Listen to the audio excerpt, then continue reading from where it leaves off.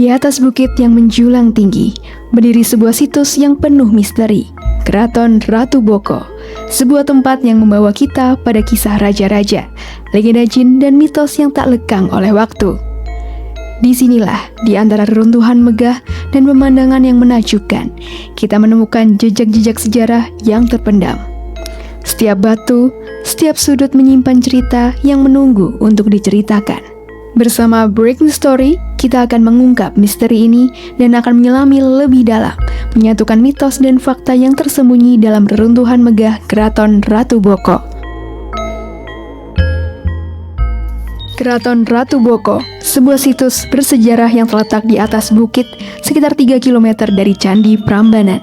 Tempat ini bukan sekedar reruntuhan, melainkan saksi bisu dari perjalanan panjang sejarah yang dimulai pada abad ke-8 Masehi.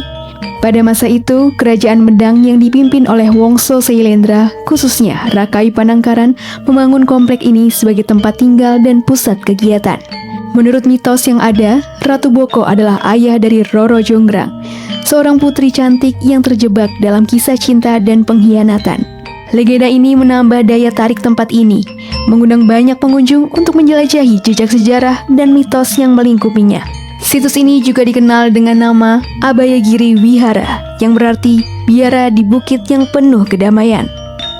Prasasti Abayagiri Wihara yang ditemukan di sini menjadi bukti penting bahwa tempat ini pernah menjadi pusat kehidupan spiritual bagi penganut Buddha sebelum akhirnya beralih ke pengaruh Hindu di bawah pemerintahan Rakai Walaing Empu Kumbayoni. Peralihan ini mencerminkan dinamika budaya dan agama yang kaya di tanah Jawa.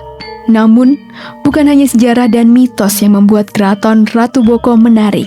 Dari segi struktur arsitektur yang megah dengan benteng pertahanan, kolam, pendopo, dan gua meditasi menggambarkan kemegahan masa lalu. Kemudian kalau kita bicara abad ke-8 itu kita mestinya tidak lagi menggunakan nama Keraton Ratu Boko ya, karena istilah itu baru muncul belakangan. Kalau kita bicara abad ke-8, maka yang kita bicarakan adalah konteks sebuah wihara yang dikenal dalam teks itu Abayagiri Wihara begitu, atau wihara yang berada di tempat yang aman gitu. Jadi tujuan pembangunannya adalah sebagai tempat ibadah. Abayagiri Wihara waktu itu dibangun pada abad 8 oleh Rakai Panangkaran gitu. Dalam beberapa interpretasi arkeologi kemungkinan dia dibantu oleh salah satu putranya yaitu Rakai Panaraban. Situs Ratu Boko ini dengan adanya prasasti itu menandai bahwasanya dulunya lahan ini, situs yang dikenal dengan situs Ratu Boko ini awalnya adalah sebuah wihara kan. Kemudian dari prasasti Abayagiri Wihara tadi, kemudian nanti ada beberapa prasasti lain yang ditemukan itu memang menceritakan tentang perubahan lahan di sini. Jadi tidak lagi menjadi wihara tetapi kemudian juga menjadi pemukiman.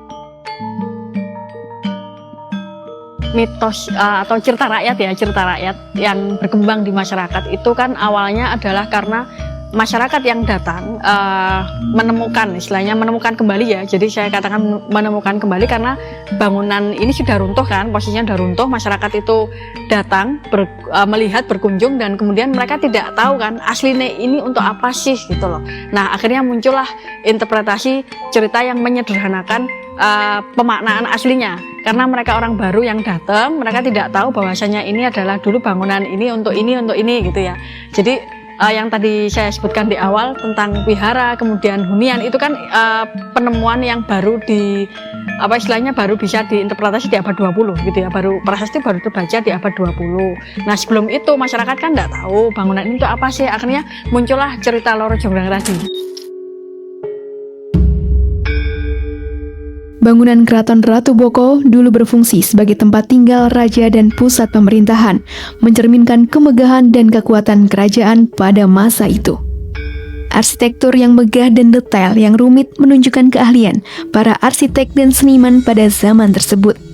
Di dalam kompleks keraton, kita bisa menemukan berbagai bangunan seperti gapura, batur, kolam, gua, dan gerbang yang menunjukkan kemegahan arsitektur Jawa kuno.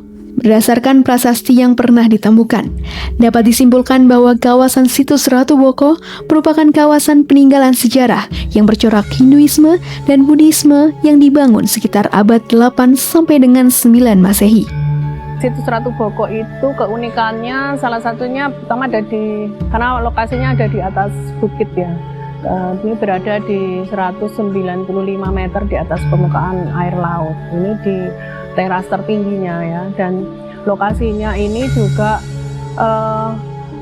sebenarnya lokasi ini daerah yang sulit air begitu. Tapi pada masa lalu sejak abad ke-7, abad ke-8 ternyata di lokasi ini sudah dibangun pemukiman ya. Pemukiman masa itu kita sebut adalah masa Mataram kuno ya.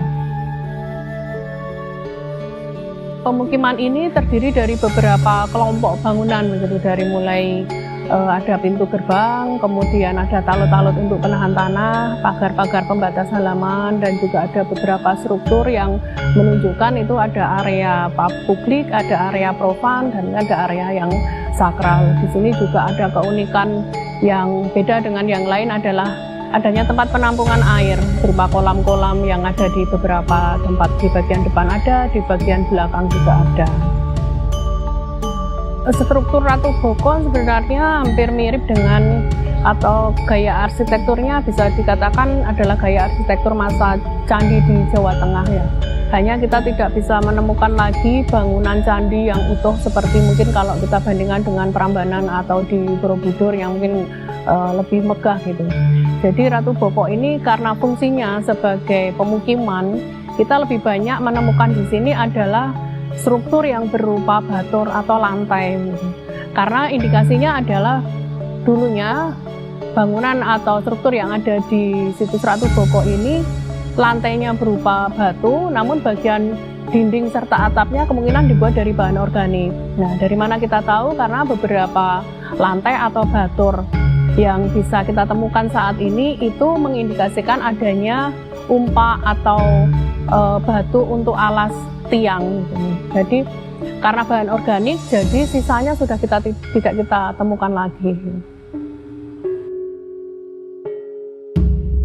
Ratu Boko itu keunikannya selain dari arsitekturnya, tata letaknya, juga tadi dari bahan baku yang digunakan untuk membangun struktur atau bangunan yang ada di kompleks ini ya. Jadi ada dua jenis batu yang digunakan, yaitu batu putih. Batu putih itu adalah batu, istilahnya batu formasi alam, kita nyebutnya bedrock atau orang sini nyebutnya batu telatar ya. Batu aslinya itu adalah termasuk batu putih yaitu piroplastik gitu, hampir sama dengan formasi yang ada di Gunung Candi Ijo gitu. Jadi itu adalah batuan alam yang memang dimanfaatkan oleh pembangun Ratu Boko itu dengan cara cut and fill gitu, memangkas dan kemudian menggunakan batu itu untuk menyusun beberapa struktur. Di antaranya mungkin pagar, kemudian beberapa struktur yang pembatas halaman itu digunakan batu putih. Namun juga ada juga struktur yang menggunakan batu andesit, yaitu batu hasil letusan gunung berapi ya. Dan itu mengambilnya biasanya dari sungai terdekat. Sungai terdekat di sini adalah Sungai Opak. Kemungkinan diambil dari lokasi tersebut, kemudian dibawa naik dan kemudian dipotong ya, dibikin blok-blok begitu untuk disusun menjadi dinding atau lantai struktur yang ada di Ratu Boko. Seiring berjalannya waktu, terutama setelah masa kejayaan kerajaan, Keraton Ratu Boko mulai ditinggalkan. Pada tahun 1970-an, pemerintah Indonesia mulai melakukan upaya pemugaran dan pelestarian situs ini karena menyadari pentingnya warisan budaya yang terkandung di dalamnya. Saat ini, Keraton Ratu Boko telah bertransformasi menjadi salah satu destinasi wisata sejarah yang populer, sehingga pengunjung dapat menikmati keindahan arsitektur kuno serta panorama alam yang menakjubkan dari puncak bukit. Dengan demikian, perjalanan Keraton Ratu Boko dari istana kerajaan hingga menjadi tempat wisata sejarah menunjukkan betapa pentingnya menjaga dan menghargai warisan budaya kita. Tak terasa, kita telah sampai di penghujung program Break the Story episode kali ini. Sebuah perjalanan menelusuri situs Ratu Boko, kompleks purbakala yang kaya akan sejarah dan legenda.